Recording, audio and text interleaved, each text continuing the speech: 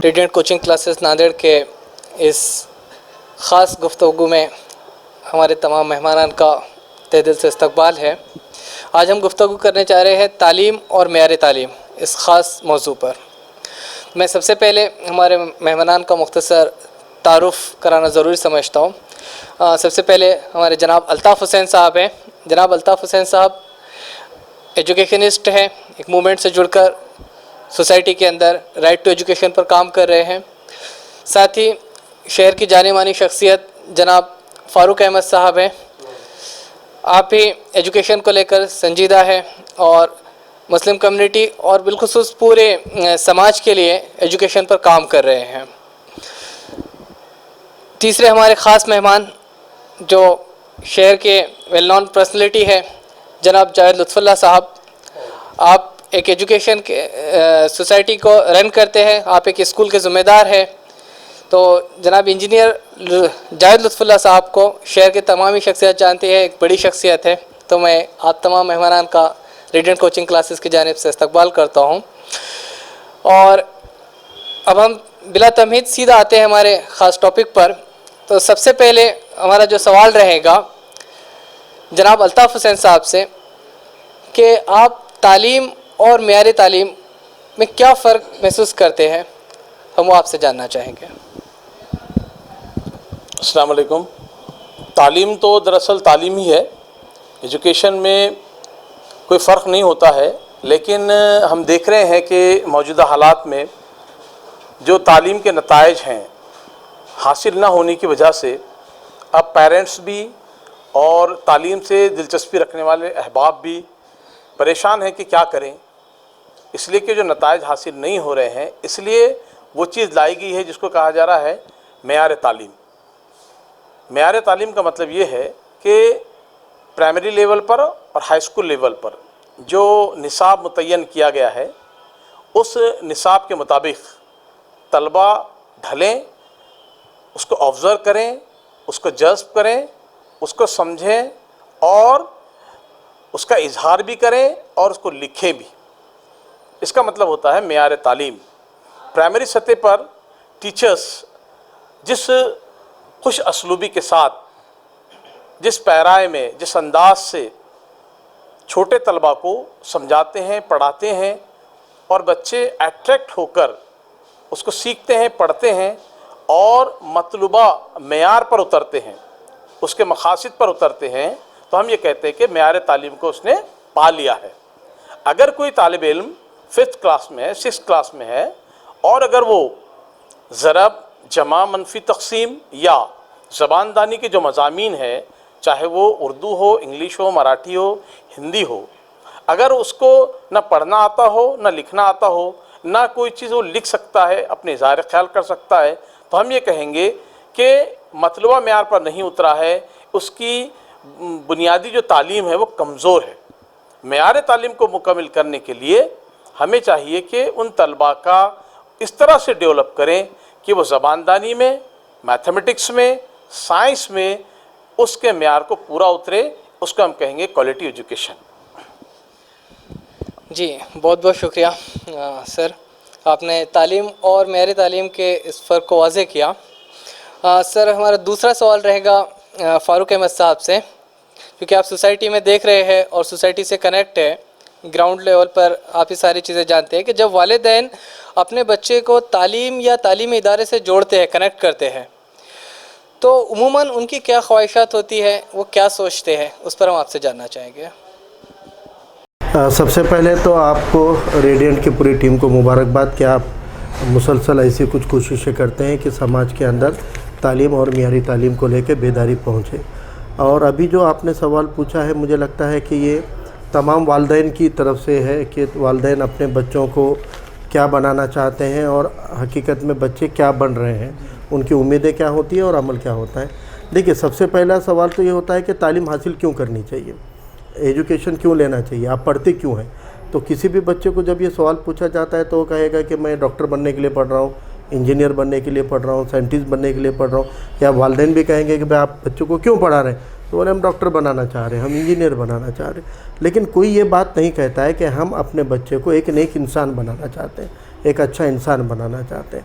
असल में तालीम या इल्म देने के पीछे बड़ा मकसद ये होता है कि वो एक अच्छा इंसान बने, कंप्लीट इंसान बने, और कंप्लीट इंसान बनने के लिए हर तरीके का इल्म हासिल करना बेइंतहा ज़रूरी होता है। और वहीं पर मुझे लगता है कि हमारी उम्मीदों का बोझ बच्चों के ऊपर उनके पैदा होते ही बढ़ता रहता है, और वो बच्चे उस बोझ को सहते हैं, लेकिन 10वीं तक तो वो किसी तरह उसको सस्टेन कर लेते हैं, क्योंकि वो उम्र ही कच्ची उम्र होती है। लेकिन असल में वो बच्चों के साइकोलॉजिकली वो बच्चों पे जो प्रेशर बनता है वो 10वीं के बाद के एजुकेशन पे बनता है। तो हमको चाहिए कि बच्चों को हम ये बोलें कि भाई आपको एक अच्छा नेक इंसान बनना है और आप इसमें कोशिश कीजिए, आपके पास पूरे ऑप्शन ओपन है। अब एक सवाल है कि भाई डॉक्टर इंजीनियर ही बने, ये बहुत ज़रूरी नहीं है, और डॉक्टर इंजीनियर बनना भी है तो उसको उसके काबिलियत के हिसाब से बनेगा। 10वीं तक के जो नतीजे होते हैं, 10वीं तक के जो मार्क्स मिलते हैं बच्चों को, वो एसएससी के या 10वीं के मार्क्स उम्मीद जगाते हैं, ख्वाब जगाते हैं। हम वो बच्चे के रिज़ल्ट को देखकर 10वीं के उम्मीद करते हैं कि ये तो मेडिकल को ही जाएगा, ये एमबीबीएस ही करेगा, ये आईआईटी को जाएगा। लेकिन ये बात सही है कि 10वीं के जो मार्क्स हैं वो सिर्फ ख्वाब दिखाने का काम करते हैं, उम्मीद जगाने का काम करते हैं। लेकिन जो 12वीं के या जिसको एंट्रेंस के एग्ज़ाम बोलेंगे वो असल एग्ज़ाम बन गए हैं। अब पहले तो 12वीं के बेस पर सब हुआ करता था, अब 12वीं की इम्तिहान भी जो है वो फॉर्मेलिटी है। जो एंट्रेंस के टेस्ट है, चाहे मेडिकल के लिए नीट हो, चाहे पैरामेडिकल के लिए सीईटी हो, चाहे इंजीनियरिंग के लिए आईआईटी या ट्रिपल जो भी उसके ये JEE वगैरह है, तो ये सब चीज़ें अहम बन गई है। तो वो जो एंट्रेंस के नतीजे होते हैं वो उनकी काबिलियत दिखाते हैं, और बच्चों की ख्वाब और उनके उम्मीद को काबिलियत तक पहुंचाने में मुझे लगता है कि सबसे बड़ा जो रोल होता है वो होता है उनके बेसिक कंसेप्ट्स का। हमारी पहले से 10वीं तक के जो एजुकेशन होती है वो बच्चे सिर्फ सीखने के लिए, इल्म हासिल करने के लिए, एग्ज़ाम देने के लिए पढ़ते हैं। लेकिन जो बाद में 10वीं के आगे का जो सफ़र है एंट्रेंस का, वो सफ़र उनके लॉजिक पर उनकी काबिलियत को साबित करता है। और आमतौर पे बच्चों का फाउंडेशन जो है उसके ऊपर बहुत हम नज़रअंदाज करते हैं, और 8वीं 9वीं 10वीं के ही सिलेबस के ऊपर सभी एंट्रेंस डिपेंडेंट होती है, ये सब एक्सपर्ट बताते हैं। लेकिन जब 10वीं के बाद बच्चा एडमिशन लेता है तो बड़े बड़े कोचिंग क्लासेस इंस्टीट्यूशन में जाके बच्चा एडमिशन तो ले रहा है, लेकिन एडमिशन लेने के बाद में उसका बेसिक लॉजिक कितना है, फाउंडेशन कितना मजबूत है, ये जाने बिना वो एक पैटर्न में, एक सांचे में इल्म देते हैं 11वीं 12वीं का, अलग अलग सब्जेक्ट का। और वो सांचे से जब बच्चे को छन के निकलता है तो उनके हाथों में, ज़्यादातर लोगों के हाथों में मायूसी आती है।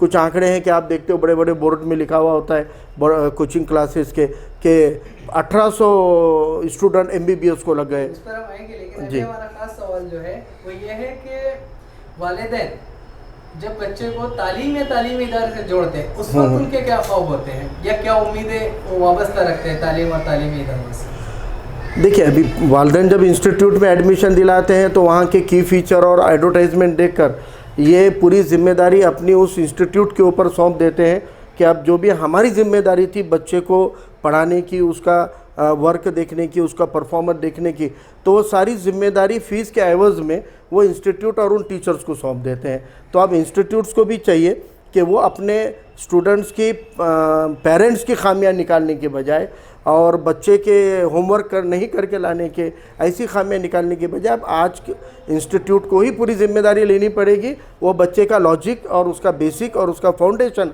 कितना मजबूत बन रहा है, ताकि ये बच्चा आगे चल के कर रहा है। 11वीं 12वीं में अगर रिजल्ट नहीं आ रहा है, काबिलियत साबित नहीं हो रही है, तो ये फेल्योर खाली 11वीं 12वीं के क्लासेस वालों का नहीं है, ये फेल्योर पेरेंट्स का या 10वीं तक के फाउंडेशन कमज़ोर होने का भी फेल्योर हो सकता है। ठीक है, जज़ाकल्लाह, बहुत बहुत शुक्रिया सर, आपने एक मुतमईन बख्श हमको जो है तो इसका रिप्लाई दिया है, जवाब दिया है। अब तीसरा सवाल हमारे ख़ास मेहमान जावेद लुत्फ़ुल्लाह साहब से हैं कि हम देखते हैं यार पूरी सोसाइटी देख रही है कि 10वीं और 12वीं के बाद तलबा और तालिबात की एक बड़ी तादाद ड्रॉप आउट्स का शिकार होती है। तो हम जानना चाहेंगे कि ड्रॉप आउट्स का शिकार होने का क्या रीज़न है, क्या वजूहात है जिसकी वजह से बच्चे 10वीं के बाद या 12वीं के बाद अपनी तालीमी सिलसिले को रोक लेते हैं। बिस्मिल्लाहिर्रहमानिर्रहीम, अस्सलाम वालेकुम। ये हकीकत है और पिछले सन 2018 के स्टैटिस्टिक्स के हिसाब से भी सबसे ज़्यादा ड्रॉप आउट सेकेंडरी स्कूल के बाद ही है। यानी उसे कहें तो 10th क्लास के बाद सबसे ज़्यादा 17% ड्रॉप आउट मिलता है। माशरे में 10th क्लास में यानी तकरीबन 15, 16, 17 साल का लड़का हो जाता है तो उसमें 2-3 वजूहात तो बहुत से हैं।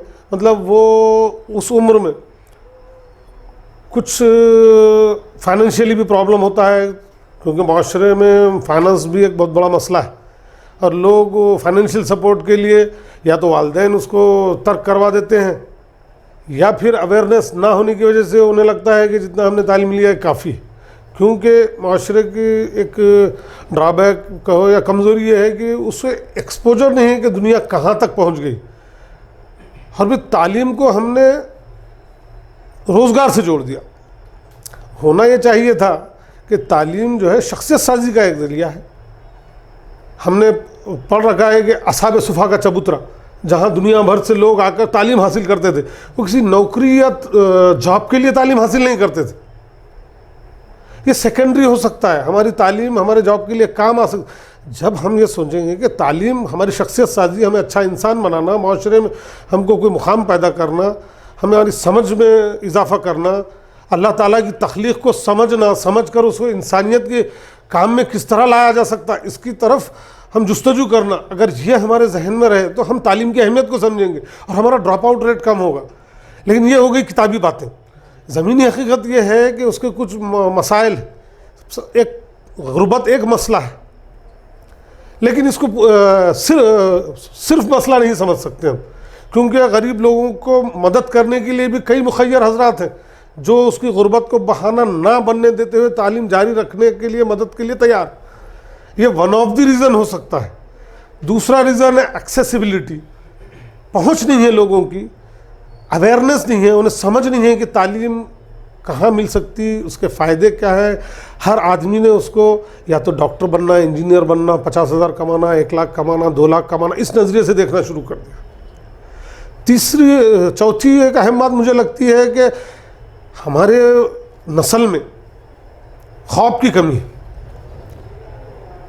ख्वाब नहीं है उनके पास, कोई गोल नहीं है कि हम करें क्या, ये क्यों डायरेक्शनलेस हम जा रहे हैं, सिर्फ एक अंधी भीड़ की तरह। कहाँ जा रहे हैं किसी को पता नहीं। वो स्टूडेंट को तो पता ही नहीं है कि क्या कर रहा है, वालिदैन उंगली पकड़ कर ले जाते हैं, उसे एक जगह बिठा देते हैं, उसे समझते नहीं है क्या कर रहे हैं, क्यों कर रहे हैं, वालिदैन क्यों कर रहे हैं। कि उन्हें हमारे पड़ोस में, हमारे बाजू में कोई दिखता है डॉक्टर है, इंजीनियर, वो अपने लड़के की सलाहियत क्या है, उसका शौक़ क्या है, इस बारे में कोई ध्यान नहीं देता। और फिर अल्टीमेटली ये होता है कि वो फिर ड्रॉप आउट की शक्ल में बाहर आता है। माशरे में फिर टीचिंग जो है, कोचिंग क्लासेस, उनकी भी मजबूरी है बहुत जगह, यानी मजबूरी दोनों तरफ से। एक तो रिजल्ट, जैसे अभी फारूक भाई ने बताया कि 10% लोग आगे जाते हैं और 90% पीछे रह जाते हैं, फिर उन 90% में 20% डिप्रेशन का शिकार हो जाते हैं, 70% फिर ये ड्रॉप आउट की शक्ल में इधर उधर घूमते रहते हैं। तो इसमें एक तो जो स्टूडेंट्स, जो तलबा ऊपर आते हैं 10वीं 12वीं के लेवल के आगे, वो 10% अच्छे इस पे जाते हैं, जो हम जिसे अच्छा समझते हैं।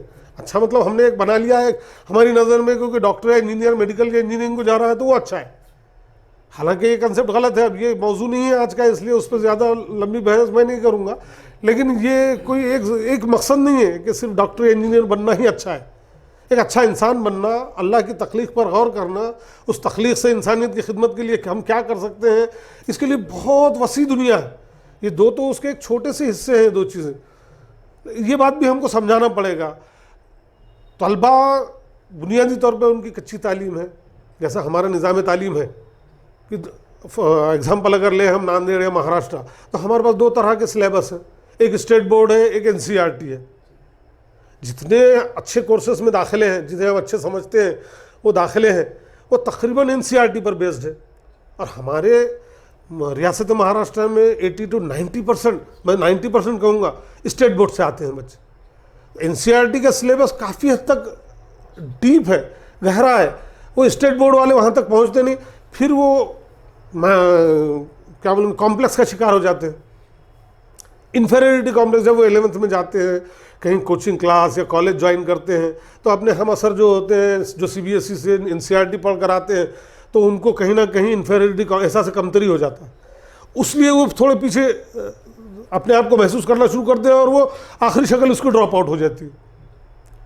ये एक तो इसको भी एड्रेस करना ज़रूरी है कि अगर जो लोग कॉम्पीट करना चाहते हैं, तो हमारे माशरे में ऐसा कोई इंतज़ाम हो कि उन्हें भी कोई NCERT का फाउंडेशन पहले से थोड़ा सा अगर टच होता, कि जो उनके लिए 11वीं में जाने के बाद कॉन्फिडेंस लेवल लाए कि हम इनसे कम नहीं, हम भी मुकाबला कर सकते हैं इनसे, तो हो सकता है हमारे रिजल्ट अच्छे हैं। लेकिन ऐसे शायद हो सकते हैं कुछ लोग ऐसा फाउंडेशन कोर्स करते हो, लेकिन हमारे वालिदैन में वो अवेयरनेस नहीं है। तो हमको इसके लिए भी कोई ना कोई आगे बढ़कर ये कोशिश करनी पड़ेगी कि वालिदैन को एक टारगेट वालिदैन भी होना चाहिए, एक टारगेट हमारा वालिदैन भी होना चाहिए। उन्हें बुलाकर यानी उनके साथ इंटरेक्ट करके हमको ये समझाना पड़ेगा कि देखें ये चीज़ ज़रूरी है, ये सपना ज़रूरी है, बच्चे में ख्वाब लाना चाहिए। ख्वाब लाने के बाद फिर आप कंपल्शन मत करो, उसके लिए कोई एक्सपेक्टेशन का बोझ मत डालो उस पर। हर इंसान को अल्लाह ताला ने किसी न किसी सलाहियत के साथ पैदा किया है। आप ये ना समझो कि डॉक्टर और इंजीनियर के सिवा दुनिया में कोई सलाहियत नहीं है। इस तरह से डिप्रेशन वगैरह और ड्रॉप आउट हर चीज़ कम हो जाएगी हमारी। और मुझे ऐसा लगता है इस बारे में थोड़ा सा, ये बहुत बड़ा मौजू है, उस पर बहुत लंबी बहस हो सकती है, लेकिन वक्त की कमी इस मुझे यही एक चीज़ लगती है। तकरीबन वो तमाम बातें हमारे सामने आ गई हैं कि ड्रॉप आउट्स के शिकार के यही बहुत सारे रीज़न हैं जो अभी आपने रखे हैं, और इसमें सबसे बढ़कर यही कि हमारे पास में अवेयरनेस की भी कमी है। और जैसे आप बताएं कि सिर्फ बच्चे 2-3 फील्ड को टारगेट करते हैं, जबकि इंडिया के अंदर जी ख्वाब की कमी है असल चीज़, और बच्चे वो ख्वाब नहीं देख पा रहे हैं। तो बहुत बहुत शुक्रिया इंजीनियर साहब। अब हमारा चौथा सवाल जनाब फ़ारूक अहमद साहब से आ रहा है। चौथा सवाल ये है कि आज हर माँ बाप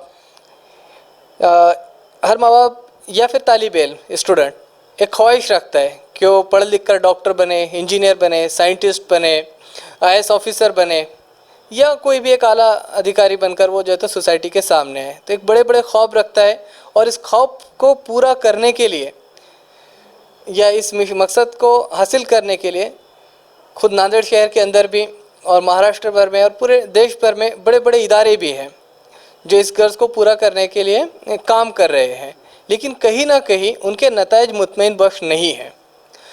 तो इस बारे में आप इसको कैसे देखते हैं? हम उस पर आपसे कुछ तफसीली जवाब चाहेंगे। तो मुझे आप जब सवाल पूछ रहे हैं तो याद आया कि हमारे उस्ताद मोहतरम थे, और ऐसे ही क्लास में सवाल जवाब चल रहे थे कौन क्या बनेगा। तो तब कई बच्चों ने अपने अपने जवाब देने के बाद उस्ताद ने कहा कि तकरीबन लोगों की ख्वाहिश है कि एक तो डॉक्टर बनना है या इंजीनियर बनना है, और 80% बच्चे कह रहे हैं कि डॉक्टर इंजीनियर ही बनना है। उन्होंने कहा कि मुल्क के सबसे अमीर 100 लोगों की लिस्ट निकालिए, 1-2 नहीं, मुल्क के सबसे अमीर 100 लोगों की लिस्ट निकालिए और देखिए उन 100 में एक भी डॉक्टर नहीं है। जो सबसे रईस हैं पूरे देश के, उनमें से एक भी डॉक्टर नहीं है। यानी कामयाब बनने के लिए या कोई भी कामयाबी हासिल करने के लिए ज़रूरी नहीं है कि वो बने, लेकिन क्योंकि एक वाइट कॉलर जॉब है और अच्छा करियर है और सेफ्टी है, फ्यूचर की सिक्योरिटी है, इसलिए हर कोई चाहता है कि भाई मेडिकल या इंजीनियरिंग में ही वो आला दर्जे से तालीम याफ्ता बने। ये सोच रखना, ये ख्वाब रखना गलत नहीं है, लेकिन उसकी काबिलियत, जो मैंने इससे पहले भी मैं वही मुद्दे पे था कि उसकी काबिलियत को डेवलप करना ये सबसे बड़ा चैलेंज बन चुका है।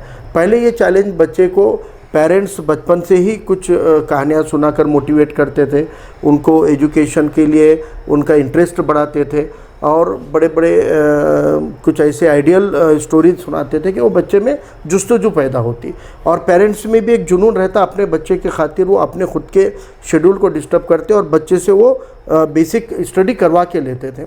लेकिन अब क्या हो गया है कि 10वीं तक कोई भी पेरेंट अपने बच्चों को ध्यान नहीं देते हैं, और 10वीं तक फिर बच्चे के अंदर होड़ लगी रहती है, उम्मीद का बोझ तो पड़ा ही रहता है। कभी बात हुई तो बस कुछ नहीं बेटा तेरे को डॉक्टर बनना है पढ़, लेकिन ख़ुद की जिम्मेदारी कुछ नहीं है, बेटा तेरे को तो इंजीनियर बनना है बस तो अब पढ़। तो ये जो एक बच्चों के ऊपर उम्मीदों का बोझ बढ़ता है, तो बच्चा 10वीं तक एग्ज़ाम में मार्क लाने के लिए पास होता है, अच्छे से अच्छे मार्क लेने की होड़ में वो अपने कंसेप्ट को, अपने लॉजिक को डेवलप नहीं करता, वो इल्म को उसके डेप्थ तक जाके नहीं पढ़ता, सिर्फ सवाल क्या पूछा जाता, जवाब क्या रहा तो मार्क मिलते। ये टेक्निकल चीज़ में मार्क ओरिएंटेशन स्टडी में वो फंस जाता है, और मार्क ओरिएंटेशन स्टडी की वजह से 10वीं में उसको मार्क मिलते हैं, लेकिन 10वीं के बाद की जो एंट्रेंस एग्ज़ाम होती है, वो एंट्रेंस एग्ज़ाम के लिए जो बेसिक और लॉजिकल उसकी ग्रास्पिंग लगती है वो डेवलप नहीं होती, और जब उसको बड़ी सी बड़ी इंस्टीट्यूट में डालते हैं, वो अपने तयशुदा खाके के या अपने सांचे में वो बच्चों को डाल देते हैं, और वो पैटर्न से वो बच्चों को पढ़ाते हैं जिसमें मैंने बताया आपको कि 1% रिज़ल्ट आता है। अभी 30,000 बच्चे नांदेड़ में तकरीबन मेडिकल के लिए, नीट के लिए ट्यूशन कोचिंग लेते हैं नांदेड़ में, 30,000 बच्चे। और वो 30,000 बच्चों में से MBBS को कितने लोग लगते हैं? तो आप देखिए, अभी जो 20,000 बच्चों को एक बड़ा सेंटर नांदेड़ का पढ़ाता है, हम सवाल ये तो भी रखेंगे थोड़ा कि MBBS के तो लग रही है, लेकिन MBBS नहीं, मैं उसको को कितने जा रहे हैं? तो मैं वही बताता हूँ कि उसको भी आगे जितना मुनासिब हो कोशिश करता हूँ। लेकिन मुझे यहाँ पे ये एक मुद्दे पे लाना है कि जब इतने 20,000 बच्चे वो इंस्टीट्यूट में पढ़ते हैं, तो वो हाईलाइट वो नहीं करते हैं एडवर्टाइजमेंट में, वो बताते हैं कि 1850 बच्चे MBBS को लगे हैं। लेकिन उन्होंने ये भी बताना चाहिए कि कितने बच्चों में से उतने लगे हैं। अगर आपके पास में 20,000 बच्चों में से 2,000 बच्चे मेडिकल को लग रहे हैं या MBBS डॉक्टर बन रहे हैं, तो बचे हुए आपके जो स्टूडेंट्स हैं उनका क्या हुआ है, उनका क्या नतीजा आया है? तो वो बचे हुए 18,000 बच्चे भी होंगे, तो उनमें से 2,000 से दुगने तो भी डिप्रेशन का शिकार बन के पेशेंट बन जाते हैं। डॉक्टर नहीं बन पाए, पेशेंट बन गए, डिप्रेशन में, कन्फ्यूजन में अटक गए, आगे का उनका जो एजुकेशन करियर है वो स्पॉइल हो जाता है। और बाकी के बच्चे भी जो होते हैं वो मायूस हो जाते हैं उन कोशिशों के बाद, और वो भी बहुत ज़्यादा अच्छा ये नहीं करते। तो मेरा ये कहना है कि MBBS के लिए कोशिश कीजिए, कोई गलत बात नहीं है, इंजीनियरिंग के लिए कीजिए, IIT के लिए कीजिए, और साइंटिस्ट बनने के लिए भी कीजिए। लेकिन अगर आपका स्कूल एजुकेशन मजबूती के साथ हुआ है और आपके लॉजिक क्लियर है, आपका फाउंडेशन क्लियर है, तो वो फाउंडेशन ही आपको 11वीं 12वीं के एंट्रेंस के एग्ज़ाम के लिए कॉम्पिटेंट बना सकता है, आपको उस स्पर्धा में, कंपटीशन में टिकने वाला बनाता है। तो इसलिए उल्टे अभी मेरे फैमिली में भी तकरीबन 6 MBBS हैं जो अभी 2 पढ़ रहे हैं और 4 ऑलमोस्ट पास आउट है। और मेरी बच्ची भी BHMS को लगी, उसको भी प्राइवेट MBBS लगा था, हमने प्रीफर नहीं किया, हमने होम्योपैथी प्रीफर किया। तो मैं अपने बच्चों का मेरा खुद का तजुर्बा है कि इन लोगों को 11वीं में आने के बाद भी अगर 8वीं 9वीं 10वीं का एक्स्ट्रा ट्यूशन करा के हमने जब उनको प्रिपेयर किया, तो होम ट्यूशन में हमने 11वीं में उन्होंने जो भी नीट के प्रिपरेशन के लिए ऑल सब्जेक्ट लगाकर 4 घंटे 5 घंटे जाते थे, अपनी अपनी स्टडी करते थे, उसके बावजूद घर पे स्कूल के टीचर को बुलाकर कि जो उनका नीट के लिए जो सिलेबस 8वीं 9वीं 10वीं का है उसका लॉजिक क्लियर करने के लिए, उसका फाउंडेशन मजबूत करने के लिए हमने जब उनका खिदमत ली तो हमको नतीजे अच्छे आए।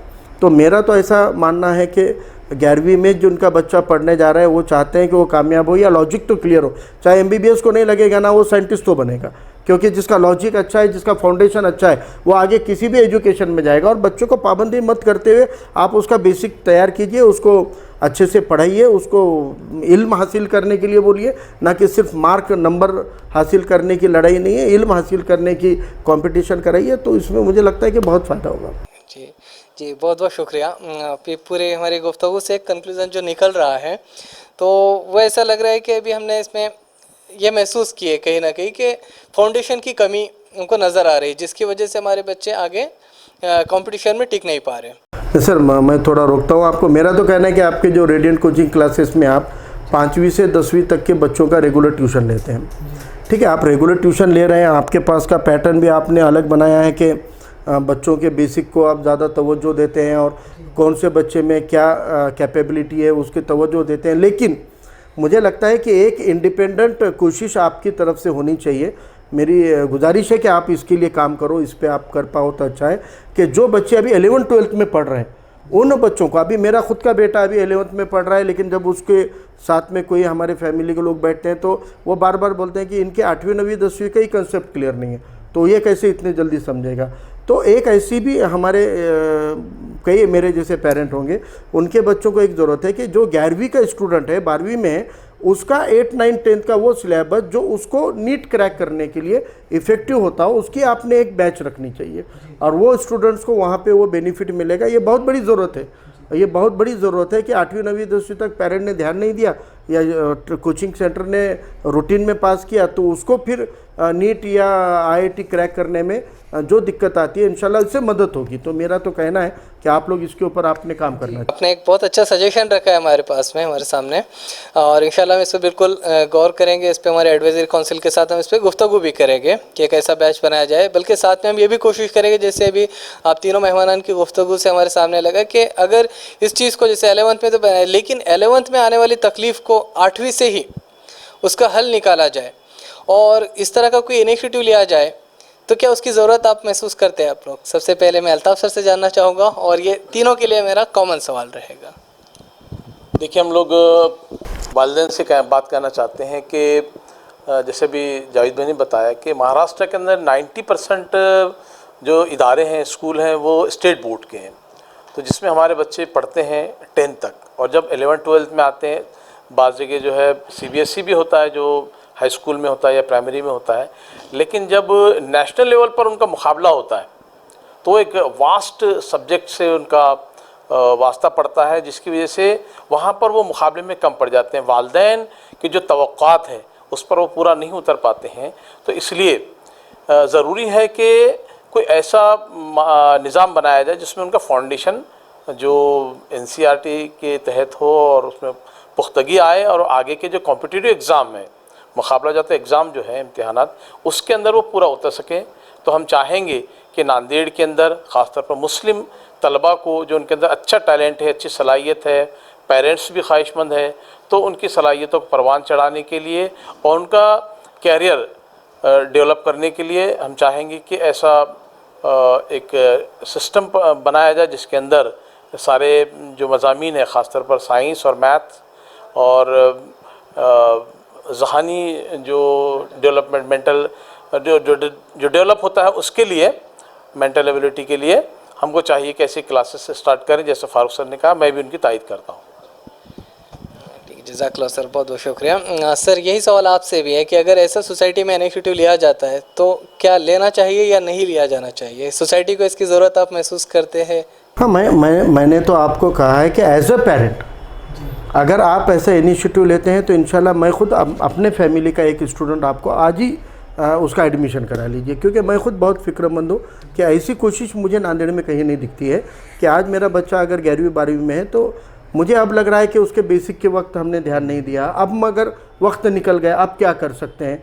तो अब टीचर भी इतना आसानी से अवेलेबल नहीं होते, होम ट्यूशन के लिए भी एक बहुत बड़ी रकम मांगते हैं। लेकिन अगर ऐसा ग्रुप में बनाया जाए तो उसमें सबके लिए सुविधा होगी और मुझे लगता है कि बहुत अच्छा होगा, बहुत बेहतरीन होगा। लेकिन सही तरीके से ये बात आपको लोगों तक पहुंचानी पड़ेगी कि अपने पास 8वीं 9वीं 10वीं के रूटीन के अलावा 11वीं 12वीं के स्टूडेंट के लिए 8, 9, 10th का फाउंडेशन कोर्स चलाया जाता है। ये बात अगर साफ़ तरीके से समझ जाए तो यकीन मानिए कि वो बच्चा MBBS में जो बच्चे के लगने के इम्कानात 10-20% से कम हो गए थे, वो 10 to 20% उसका रिज़ल्ट परफॉर्मेंस सामने आएगा। और अगर वो MBBS को नहीं लगा खुदा न खास्ता, तो भी वो इतना कैपेबल बनेगा कि वो किसी भी कोर्स को क्रैक करने के लिए कॉम्पिटेंट रहेगा, क्योंकि उसका बेसिक और फाउंडेशन मजबूत है। इसलिए मेरा तो कहना है कि ये बिल्कुल शुरू करना चाहिए। ये सोसाइटी की बहुत बड़ी ज़रूरत है और ये कोई नहीं कर रहा है, तो इसका इनिशिएटिव क्यों ना रेडिएंट ये ना। जी शुक्रिया सर। यही सवाल आपसे भी रहेगा हमारा, आप इस सवाल को किस तरह देखते हैं? नहीं, इसमें कोई दो राय नहीं हो सकती कि इस चीज़ की समाज को ज़रूरत है, लेकिन मैं इसमें कुछ मशवरे दूंगा कि जिस तरह बाज़ार गर्म है कोचिंग का, उस अंदाज में ये नहीं होना चाहिए। माँ बाप अपने ख्वाहिशात के लिए कोचिंग में ला के डालते हैं, बड़े बड़े ख्वाब रखते हैं, उम्मीदें रखते हैं। लेकिन अगर आप ये करना चाहते हैं, बहुत वेलकम, बहुत अच्छी बात है, लेकिन आप कुछ इस अंदाज में कीजिए कि माँ बाप के साथ उस स्टूडेंट से भी इंटरेक्शन कीजिए। मैं जो समझ पाया आप फाउंडेशन कोर्स का, तो आप सिर्फ इंजीनियरिंग और मेडिकल की लाइन की हद तक ही बात कर रहे हैं, लेकिन माँ बाप को कुछ ऐसे बच्चों से भी तवक्कुआत रहती हैं जिनका इंटरेस्ट इन दो फील्ड से नहीं रहता, और ज़बरदस्ती वो आपके पास लाकर डालेंगे और फिर आपको मतलूबा नताइज नहीं मिल पाते। फिर वही साइकिल, सर्कुलर रेफरेंस जो हमने दूसरे कोचिंग क्लासेस की मिसालें दी है कि 30,000 में से 1800, फिर रेडियन का भी इस तरह ना हो कि 300 में से 8 लगे। तो ये सब असेस करें और इसको 2 वे ट्रैफिक समझें। पूरा इल्ज़ाम बच्चों स्टूडेंट्स में नहीं है, वो एक रॉ मटेरियल है। जिस तरह एक फर्नीचर बनाने के लिए कारपेंटर को लकड़ी के तने दिए जाते हैं, एक तरह सीधा होता है, एक बेंड होता है, एक में गांठें होती है। वो शिकायत नहीं करता वो गांठ वाला तना है, ये टेढ़ा है, सबको बेहतरीन तराश कर एक अच्छा सा फर्नीचर बनाता है। तो हमको भी कुछ एकेडमिक प्लान ऐसा करना पड़ेगा कि क्लास में जो 25 बच्चे हैं, हो सकता है उनकी मेंटल एबिलिटी के लेवल अलग अलग हो जी 3 टियर करें, और अब ऑडियंस के लेवल पर जाकर, उन बच्चों के लेवल पर जाकर अगर उनको तालीम देते हैं तो मुझे यकीन है पूरा कि अल्लाह ताला आपको कामयाब भी करेगा। दुआ भी है कि अल्लाह ताला आपको कामयाब करे, और ऐसा करने के बाद आपको खातिर खा नताइज मिलेंगे, और ये समाज की ज़रूरत है। लेकिन जिस तरह मार्केट चालू है उससे हटकर कुछ करना हो। जी बिल्कुल, जी बिल्कुल, जज़ाकल्लाह। हम इस चीज़ का पूरा ख्याल रखें कि हमारा जो पर्पज़ है कमर्शियल तो नहीं है, हम प्रोफेशनल वे में भले ही काम कर रहे हैं लेकिन सोशल इमोशंस के साथ। ना होना ये भी गलती है जी। किसी चीज़ को चलाने के लिए कॉमर्स आना ही चाहिए जी, लेकिन एक्सप्लॉइटेशन ना हो, गैर ज़रूरी ना हो, गैर ज़रूरी ना हो। जब हम कोई प्रोडक्ट की वादा कर रहे हैं, अगर हम प्यूरीफायर का वादा करते हैं किसी को, तो एटलीस्ट वो पानी साफ करे। सही है जी, तो इसीलिए मैं हम कोई डब्बा ना दे दे उसे और बाद में अपना किनारा कश ना हो जाए कि बस पैसा मिल। हम ये नजरिया रखें कि हमने किसी को प्यूरीफायर का वादा किया है, उसका पैसा लिया, तो वो कम से कम प्योर वाटर उसे सप्लाई हो। बस ये नजरिए के साथ जाएंगे तो अल्लाह ताला इंशाल्लाह कामयाब करेगा, और इसकी समाज को ज़रूरत है। हम तो गुजारिश करेंगे समाज के एक जिम्मेदार शहरी के नाते, जिम्मेदार हिस्से के नाते, कि इस तरह कोई पहल करे।